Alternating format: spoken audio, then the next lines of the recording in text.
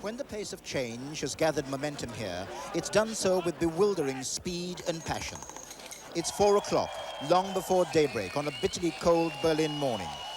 But already East German border guards are dismantling part of the wall at Potsdamer Platz, site of Hitler's bunker.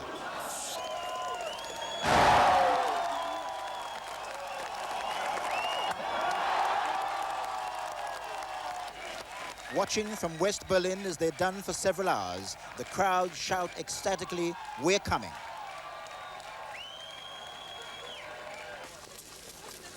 But it was from the east that they came 4 hours later, streaming first into no man's land, still in East German control. In the middle of this populist surge, yet another moment of history. The mayor of East Berlin, Herr Krack, sets off to meet his opposite number in the west. A simple affair, but in these momentous times, a meeting of profound significance. Touchingly, before they finally left the east, the crowds were given a lecture by a border guard on the new discipline required in these heady times. Eine neue Disziplin! The advice was taken in good spirit, and the moment of actual crossing into the west had come. Some were taking with them souvenirs of the part of the wall which came down today. By 10 this morning, West Berliners gathered at the church which was bombed during World War II and which has itself become a memorial and a symbol of this city's hope. West Berlin's mayor, fresh from his meeting with his East Berlin counterpart, was there.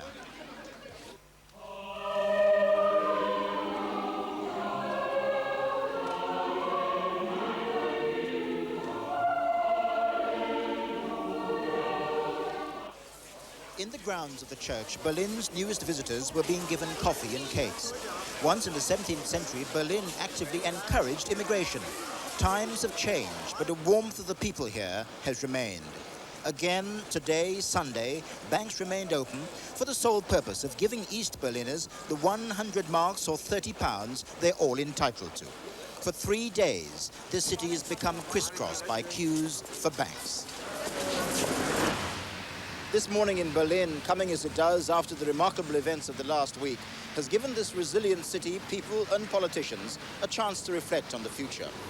They see what has happened here as an unmistakable sign that the Eastern Bloc dictatorships across their borders are in retreat. The very foundations of post-war Europe have been shaken. Berliners want to know what the new political vision will be. For the people crossing Checkpoint Charlie this morning, there were perhaps no thoughts of political future. But they must have reflected how after only 2 days, this crossing is becoming routine. Before lunch today, the Berlin Philharmonic, one of the world's great orchestras, and conducted by Daniel Barenboim, gave a special concert to celebrate the crossing of the people from East Germany. For them, there were free tickets, and music which more so than any political rhetoric speaks eloquently of German aspirations.